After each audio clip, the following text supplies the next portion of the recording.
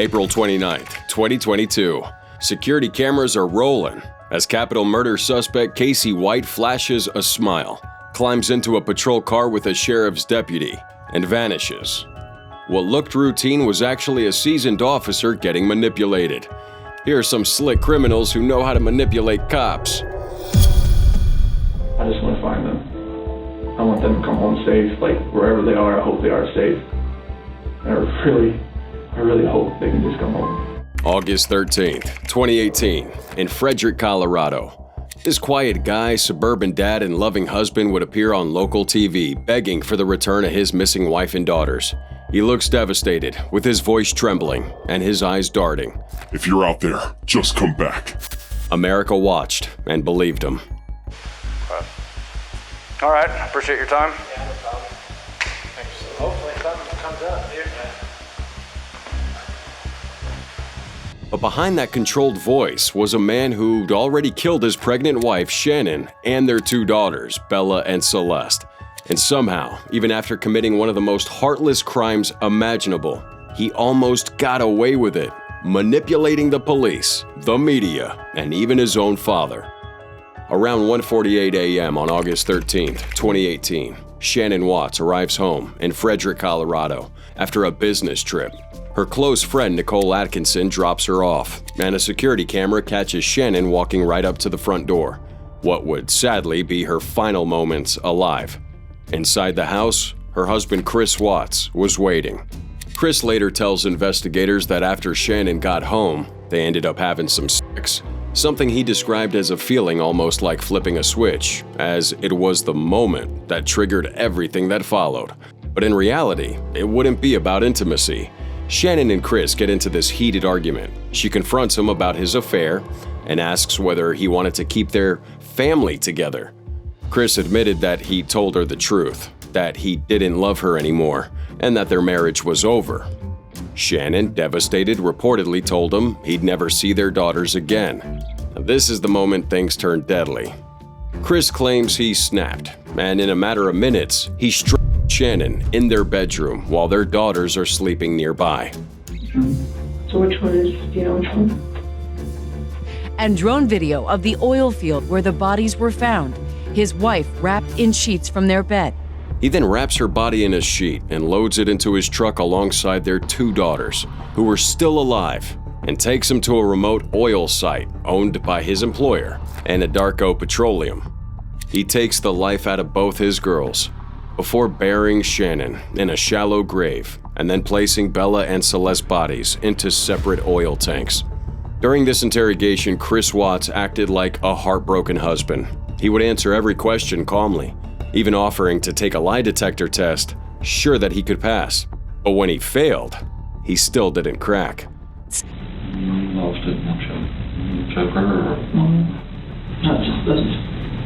strange. The real manipulation comes when the feds shift tactics, bringing in Watts' father to speak with him alone. That's when Watts tried to rewrite the truth. He tells his dad that he saw Shannon killing the girls, and in a rage, he killed her. Now he has a story to gain sympathy and flip the blame onto his dead wife. He wasn't confessing, but rather controlling the narrative, and this moment stunned even seasoned investigators. Park out there on the side, I just want to get everything done. They're still loading everything out there, all the tools that I had to bring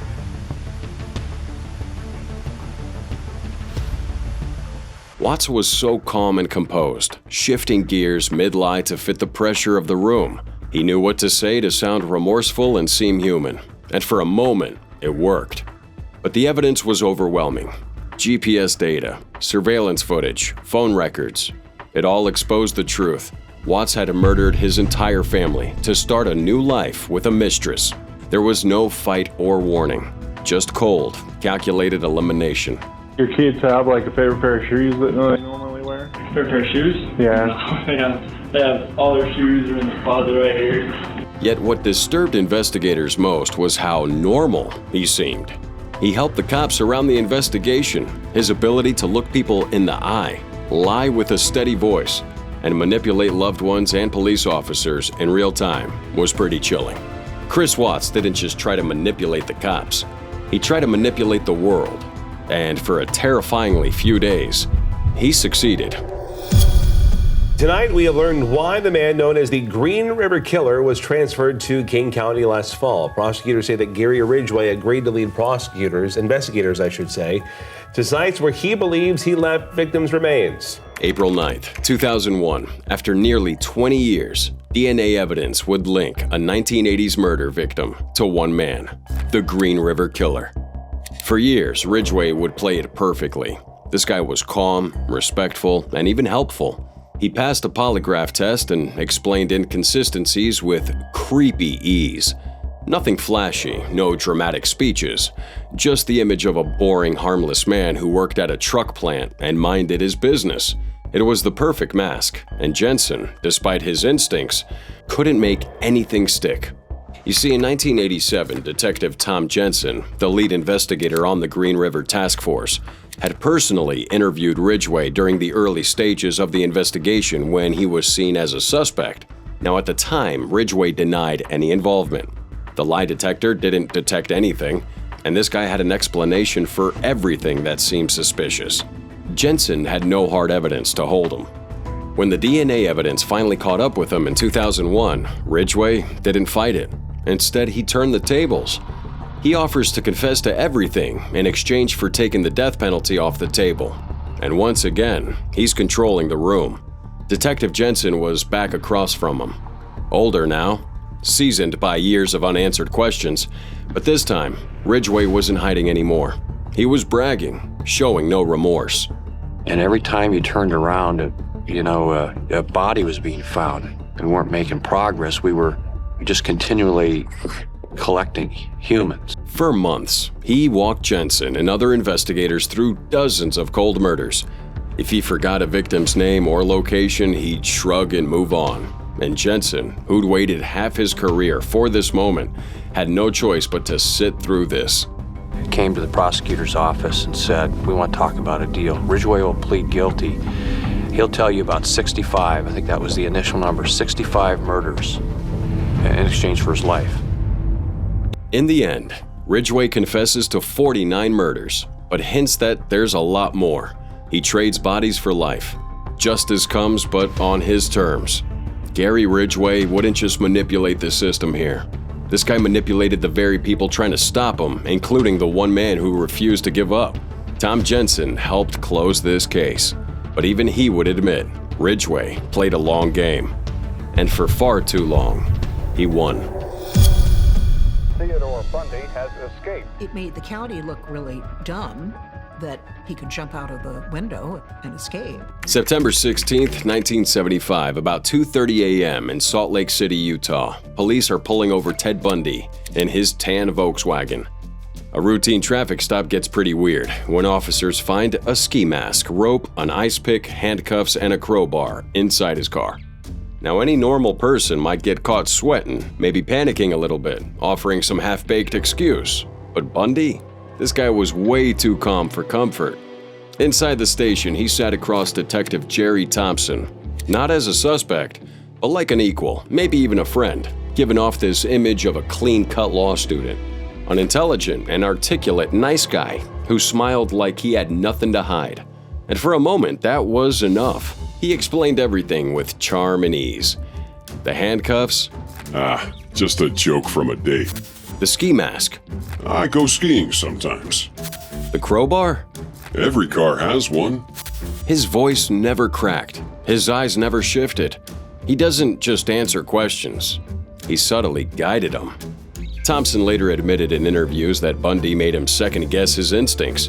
Because here's the thing, Bundy didn't push back. He wouldn't act angry. He simply made it seem ridiculous that anyone could suspect him. Well, there's more. On June 7th, 1977, he's taken to a courthouse in Aspen for a hearing. And since he was acting as his own lawyer, the judge let him go in without handcuffs or shackles when representing himself. He intentionally delayed proceedings with endless motions, and even charmed a courtroom into allowing a live wedding proposal mid-trial. Bundy used the system as his stage, and law enforcement as his audience. All of this would happen while women continued disappearing across multiple states. Now, what made moments like this so terrifying was how effective his manipulation really was. Bundy wasn't just lying, he was performing. He understood how to appear harmless. He would speak like someone who belonged in the room and delay justice long enough to escape twice. During a break, he asked to visit the law library to prepare his case. But while guards waited outside, Bundy snuck behind a bookcase, opened a window, and jumped right from the second floor. He twisted up his ankle on the way down, but he's free and would kill again. Now, before all of this, Ted Bundy brutally murdered at least 30 females between 1974 and 78, targeting mostly college students with long dark hair, parted in the middle. He would lure women using fake injuries or impersonating authority figures, and then he would abduct, sexually assault, and kill them, often through bludgeoning or strangulation. Some were found in remote forested areas. Others were never recovered. For detectives like Thompson, this wasn't just frustrating. It was downright haunting. They had a man who could smile in your face and turn on that gaslight. In the end, Bundy was more than a serial killer. This guy was a master manipulator, and the interrogation room was just another hunting ground. My mother was a sick, angry, hungry, and very sad woman. I hated her, but I wanted to love my mother. April 29, 1973. Edmund Kemper removed his mother's head, screamed at it for an hour, and then used it for dart practice. When he was done, he calmly invited his best friend over for a movie night and killed her as well. He would clean all this up, leave both bodies in the house, and then drive to another state like it's another day. And when he finally confessed, man, the cops didn't even believe him. Imagine being just 15 years old and already responsible for a double murder. Your own grandparents. Because that's exactly how Kemper's story begins. Most people would assume that's a one-way ticket to life behind bars, right? Nope, not for Kemper. Instead, they shipped him off to Atascadero State Hospital. And that's where things take a dark and twisted turn. Kemper wouldn't just keep a low profile at the state hospital, but would outsmart the entire system. This guy studied psychology, memorized the very test meant to evaluate him, like the MMPI, and figured out exactly what the doctors wanted to hear. He played the role of a model patient so well, they actually let him administer psychiatric tests to other inmates. No joke. One doctor even remarked, "He was a very good worker," which in hindsight is pretty chilling for someone later dubbed a sociopath. It's a great hospital. On his 21st birthday, though, December 18th, 1969, instead of keeping him locked up, they let him walk free. Why? Well, that's because Kemper convinced him that he was cured. Psychiatric red flags ignored. His criminal record erased. To the state of California, Mr. Edmund Kemper here was just another guy trying to rebuild his life. So now while the police were busy chasing the elusive co-ed killer, Kemper's over here sitting at a bar, buying him drinks. The same cops investigating the murders never gave a second thought to this towering 6'9" man sharing laughs with him. From 1972 to 73, Kemper kills 6 women. And even after all that, when he finally calls the police to confess after killing his own mother, they brushed him off. He literally had to call back a second time just to be taken seriously. In total, he admits to 8 murders. In trial, he's trying the insanity card, claiming that he had 2 beings living inside him. The jury wasn't buying this. On November 8th, 1973, they declared him sane and guilty. Even in prison, though, Kemper didn't fade into obscurity. He recorded audiobooks, gave interviews, and continued to play the part of this charming intellectual. In the end, Edmund Kemper wouldn't just fool a few people. This guy conned an entire system that should have seen him coming from miles away. And now an insider's take on Jeffrey Epstein's work release. Well, tonight, a Palm Beach County Sheriff's deputy who guarded the convicted offender more than a decade ago comes forward for the first time. That deputy could no longer stay silent after women came forward with new claims. July 1st, 2008. Palm Beach County Jail. Jeffrey Epstein wasn't just walking out of this front door, he was practically strutting.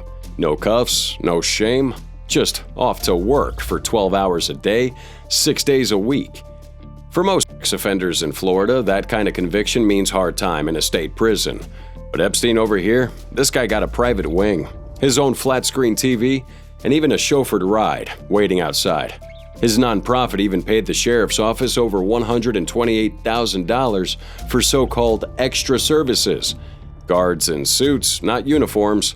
Guests signing in like they were checking into a hotel. What kind of five-star fantasy jail was this place? And of all places, it goes down in Palm Beach, Florida. A place where a man convicted of soliciting sex from girls should have been behind bars. Oh, but not Epstein. This guy was living like a king. All the other prisoners were jealous. Here, this guy turned jail into a luxury retreat. Deputies are treating him like some VIP. Talk about a broken system. This whole thing was bought out. I mean, this kind of privilege doesn't just fall out of the sky, guys. Epstein had connections, real power. Presidents, royalty, Silicon Valley titans. On the surface, he would play the role of this wealthy financier, but behind a polished image would be a man with some dark secrets, years of abuse, manipulation, and untouchable influence. And somehow, he always slipped through the cracks. So back in the early 90s, Epstein's name came up on one of the biggest Ponzi schemes in U.S. history. Towers Financial. $450 million disappeared. The ringleader, Stephen Hoffenberg, claimed Epstein helped mastermind the whole thing. And Epstein walked away clean, not a single charge. Then came 2008. U.S. Attorney Alex Acosta handed Epstein the deal of a lifetime, plead guilty to prostitution, spent 13 months in county jail, and register as a sex offender. What's the catch? This deal was kept secret from his victims. An illegal move. When questioned, Acosta gave a cryptic excuse. Epstein was connected to intelligence. Above my pay grade, he said. Epstein knew what he had done, and in 2018 he allegedly told a journalist he had dirt on powerful people. Their affairs, their habits, everything. That was his leverage, and his message was simple. I know things. That's why I survived. But eventually, it caught up to him. In 2019, he's arrested yet again, this time on some federal sex trafficking charges. And just a month later, he's found dead in his cell. His cellmate mysteriously removed. The guards asleep. The cameras all conveniently malfunctioned, man. Official cause? Suicide. But the world? Still skeptical. Because if there's one thing Jeffrey Epstein taught us, it's this. When money and power collide, the truth is the first thing to disappear. Infamous South Boston mobster Whitey Bulger is dead. And I'm Vanessa Welch. The criminal turned FBI informant who was captured after 16 years on the run was found dead this morning in a federal prison in West Virginia. October 30th, 1984. Boston police close in on this notorious crime scene. But what they don't know is who's really pulling the strings. Well, he's sitting in a bar, sipping whiskey, calm, collected, confident the cops will never catch him. Not yet, anyways. Not Whitey Bulger. Born in 1929 and raised in South Boston, Bulger grew up tough. This guy joined a street gang early on, and by his 20s, he's already making headlines. But what really makes Whitey different wouldn't be just his willingness to get his hands dirty, but how clean he managed to look while doing it. Whitey wouldn't operate like your typical mob boss. He wouldn't be loud nor flashy like Mr. John Gotti. Nah, Bulger was calculated, cold, the kind of guy who would smile at you while plotting your death. And in the 70s and 80s, as the leader of the Boston Winter Hill Gang, he would run rackets, drugs, extortion, you name it. But here's the kicker. He also became an FBI informant. Whitey Bulger was feeding the feds information on his rivals, mainly the Italian mafia, while continuing to run his own criminal empire unchecked. That was a masterclass in manipulation. He used his handler, FBI agent John Connolly, like a puppet. Connolly, a fellow Southie native, admired Whitey and thought that he was protecting a patriot, someone keeping the Italians out of Boston. But in reality, Whitey was just eliminating the competition and gaining immunity. The feds looked the other way for years. Murders would pile up, bodies disappeared. But as long as Bulger was cooperating, man, he was untouchable. It was one of the biggest scandals in FBI history. And when things finally started falling apart in the mid-90s, Whitey gets tipped off by Connolly himself just days before his arrest. Bulger vanishes. For 16 years, he's a fugitive. Most of them thought he was in Europe or South America. Turns out, he was living quietly in a rent-controlled apartment in Santa Monica, California, with his longtime girlfriend. When they finally caught him in 2011, he had weapons stashed in the walls and over $800,000 in cash. The guy literally prepared to disappear. In 2013, Bulger's convicted of 11 murders and sentenced to life in prison. But even behind bars, the story didn't end. In 2018, he's transferred to Hazleton Prison in West Virginia. And within hours, he's brutally murdered by fellow inmates. Eyes gouged, tongue cut out, a final violent chapter of this man who manipulated law enforcement, dominated Boston's underworld, and outsmarted nearly everyone, until he didn't. This guy was a ghost, hiding in plain sight. And for decades, this guy played the system like a fiddle. The most closely watched case, certainly since O.J. Simpson. July 16th, 2008, Orlando, Florida. Casey Anthony strolling confidently through the gates of Universal Studios with detectives on her heels. She leads them through the lobby, down the hall, past security, even waving like she knows people. But after several awkward minutes, she finally stops, turns, and says calmly, "I don't work here." No embarrassment, no explanation. Just a flat, emotionless confession to a lie that had just wasted everyone's time. Of those counts in order that you be fingerprinted here in open court at this time. And that was the thing about Casey. She wouldn't just lie, she performed. Every twist in her story was delivered with unsettling confidence. On the day she was to be apprehended, she told detectives that her daughter, Kaylee, had been kidnapped by a babysitter named Zanny. Do you have a name? Her name is Zenaiza Fernandez Gonzalez. Who is that? Babysitter? She's been my nanny for about a year and a half, almost 2 years. Oh, there was no Zanny, no nanny. Just a real woman named Zenaida Fernandez Gonzalez, whose name Casey likely lifted from a guest card at an apartment complex. Zenaida had never met Casey nor Kaylee, but that didn't matter. She got dragged into this storm, lost her job, received threats, and for what? A lie to stall the police. You see, because Kaylee had already been missing for 31 days. The day before that Universal Studios walk, Casey's own mother, Cindy, had made a frantic 911 call. For your little girl, my daughter finally admitted that the baby's in the store. I need to find her. Your daughter admitted that the baby is where? Sobbing, panicked, saying Kaylee was gone, that her daughter's car smelled like there'd been a dead body in it. On the line, Casey took over and casually said that she'd been looking for Kaylee herself, that she was scared, that she didn't want anyone to worry. But this is all theater. Casey wasn't grieving. She was out clubbing, getting a tattoo, shopping like nothing had happened. And when the police came knocking, she spun story after story with so much conviction it actually gave investigators pause. Like her lies didn't just delay justice.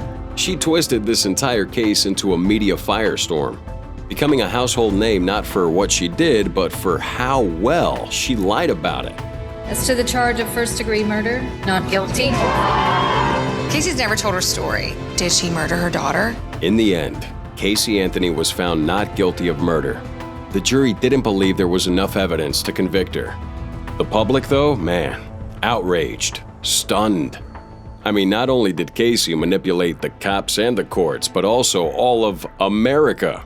And she did it all with a smile that never quite matched the horror behind the truth. I know, I told you I'm not going to sit in that damn chair, man. I'll stand here and talk with the dude. Manson refuses to sit in the chair provided. He says he's not going to look up to anyone. If you don't break the law, you don't have to go to jail. You break the law, you're putting yourself in jail. The law is there in the will of God. You break that law, you're breaking the will of God, and you're going to go to jail. December 1969, in LA County Jail. Charles Manson stares straight into the camera, not with guilt, but with swagger. He's talking in riddles, dropping Beatles lyrics, and acting like the rules don't apply to him. At first, the cops thought he was just another spaced-out hippie, singing, dancing, giving fake names. But then the full picture hit. Gary Hinman's murder, followed by the horrific Tate LaBianca killings, leaving 7 people butchered in 2 nights, including a pregnant actress.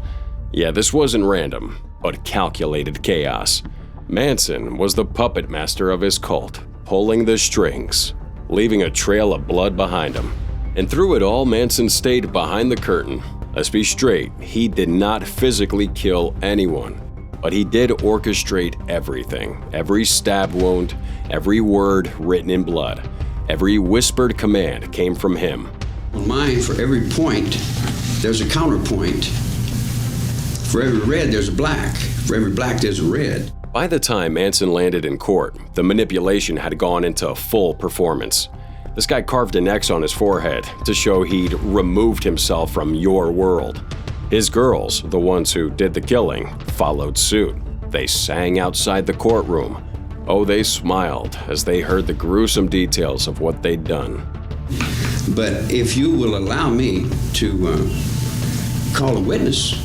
No, we do not allow witnesses in here. I mean, it's within the panel. I'd like to question that man in front of the panel. And when Manson was denied the right to question a witness, he leaps over the defense table and tries to attack the judge. And from that point on, it said that the judge had a gun hidden under his robe. But the real manipulation happened behind closed doors. Manson told his lawyers not to call any witnesses. He wanted Susan Atkins, Patricia Krenwinkel, and Leslie Von Houten to testify and take full responsibility. This guy knew how to twist loyalty. 3 people are willing to take the fall for 7 murders, all to keep this crazy bastard safe.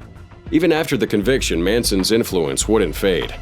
He becomes a prison legend, getting fan mail. Women tattooed his face on their bodies. Guards even said he was a charming, strange, manipulative kind of guy who knew exactly how to push buttons. This one guard said that Manson yelled out to him and gave him a picture of himself for his wife's birthday. But the question was, how the hell did he know her birthday? How do you know it's my wife's birthday? He goes, oh, I know everything. You know, he'd have this laugh to me. Come on, you dig, man, I know everything. Mr. Charlie, tell me. Turns out earlier that day while Charlie was playing guitar, the officer had stepped into the office and called his wife to wish her happy birthday. Manson picked up on that. Echoes carry far down those cell blocks. And that's the contradiction of Manson, creepy and impressive at the same time. For all the evil and chaos he represented, he could also be calm and sometimes ramble on so much you had no idea what he was trying to say. But underneath the guitar playing and the spiritual mumbo-jumbo, he was always pulling the strings. Charlie Manson didn't manipulate cops to get out of jail. He manipulated them to stay in control while inside it.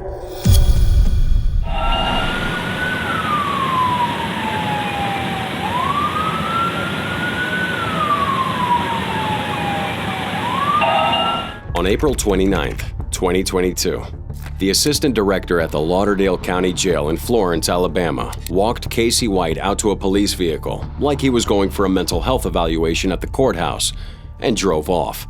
Surveillance footage even shows Casey at the time fully shackled up with handcuffs and leg irons.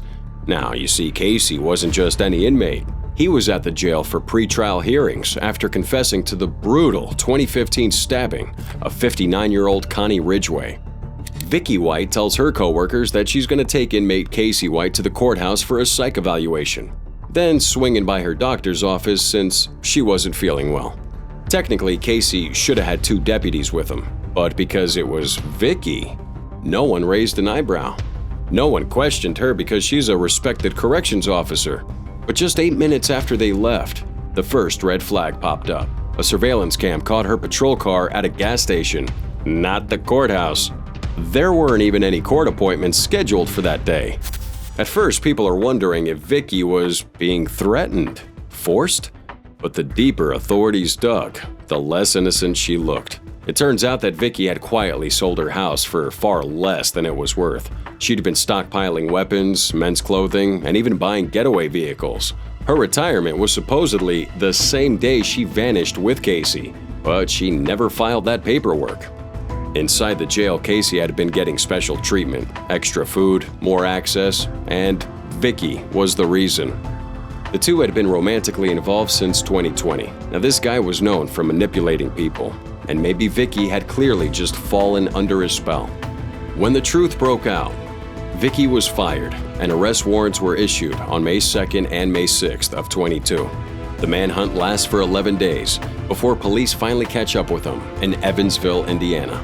Casey crashes the car during a pursuit. Vicky shot herself and later died from her injuries. Casey's charged under Alabama's felony murder rule, but they dropped that after he pled guilty to the escape. He was returned to prison. Vicky was buried on May 14th. Mexican authorities have just released this closed-circuit video from inside the prison showing Joaquin El Chapo Guzman in the final moments before he broke out. January 19th, 2001. El Chapo Guzman walking out of federal max security prison with no force, but with loyalty. He allegedly used over 78 officials to build his plan. Now only one question comes to mind. How the hell did he do it? Back in the 70s, this was just another guy hustling drugs in the mountains of Sinaloa, Mexico. He would work under Hector El Guero Palma, moving drugs by air from the Sierra Madre Mountains to U.S. border towns. But even then, El Chapo stood out. This guy was hungry for power and wasn't afraid to ask for bigger cuts or even push the limits. And when it came to business, he didn't mess around. If a shipment was late, there was no second chances. He'd execute the smuggler on the spot. Word got out pretty quick. Don't double-cross El Chapo, and definitely don't take better offers from his rivals unless you have a death wish. By 1993, authorities finally catch up with him. He's arrested in Guatemala, extradited to Mexico, slapped with charges ranging from murder to smuggling tons of cocaine into California. Now, while he's locked up, his attorney, Humberto Loya Castro, known as Lawyer Perez, was out there trying to bribe officials keeping Sinaloa cartel members out of jail. El Chapo wouldn't be just running a drug empire from the inside. This guy was reinforcing it. But in 2001, a Supreme Court ruling in Mexico made it a lot easier for the U.S. to request extraditions. And El Chapo wasn't about to let that happen, so he decided to make the move. On January 19, 2001, Francisco El Chito Camberos Rivera, a prison guard, opened El Chapo's cell door with the master plan to use a laundry cart, and Camberos would roll him through the prison like it's just another day at work. Guards are claiming the laundry cart was full of gold, and they made it to the front door. And then Guzman was stuffed into the trunk of a car, ready to make his getaway. Here's where it gets a little dramatic, though. They stop for gas. Camberos goes inside to pay, only to return with El Chapo gone. On foot, he's a smooth criminal. Camberos had been played. Meanwhile, the fallout was huge. One of the guards who dared report that escape vanished 7 years later, and it's widely believed he was killed on El Chapo's orders. El Chapo had the entire prison wired. Bribes flowed like water. Contraband was smuggled in regularly, and even the cops in Jalisco were paid to give him a full 24-hour head start before the military got the call. And just like that, El Chapo was free.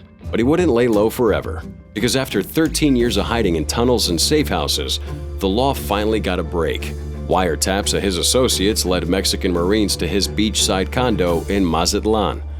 On February 22, 2014, they find El Chapo hiding in a beachside condo. The raid is swift and without gunfire.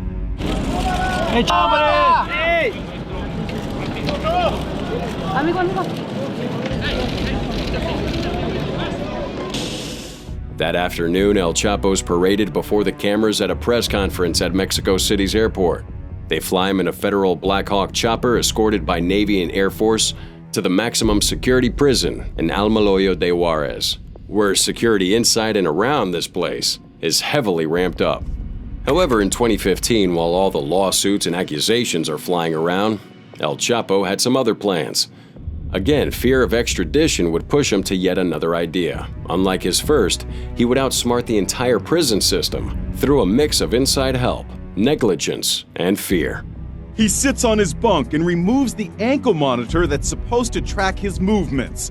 Then he goes back to the shower, ducks down, and in the blink of an eye, he's gone. On July 11th, 2015, he pulls off yet another jaw-dropping escape, but this time from the notorious Altiplano prison at around 8:52 p.m. Surveillance picks him up going towards the shower area of his cell. Nothing suspicious, except that the bath space was the only spot not covered by a camera. 25 minutes later, guards noticed something weird. He hadn't come back. Now, Chapo had dipped through a tunnel dug under the shower. This would stretch nearly a mile long to a construction site at the nearby Santa Juanita neighborhood. This was about 33 feet deep, about 6 feet tall, and just over a foot wide. It was fully equipped with lighting, air ducts, and high-end materials. Tucked inside this tunnel would be a motorcycle modified to run on these tracks, likely used to haul out dirt, but now it's helping El Chapo make his getaway. El Chapo manipulated by bribing, intimidating, and exploiting system loopholes, and possibly having key people on his payroll inside and outside the prison. His escape was so smooth, it was almost like the system wanted him to succeed. Some officials were arrested after this escape. But it wouldn't be luck. This again was just calculated manipulation all over. So after the escape, several officials would be arrested. The public is stunned, and the U.S. authorities said, "Enough." January 19th, 2017. Exactly 16 years after his first escape, El Chapo's extradited to the U.S. This time, they're not taking chances. He's placed under extreme lockdown. No windows, no sunlight, no communication, and definitely no tunnels. Because they knew that if anybody could manipulate his way out again, it's El Chapo.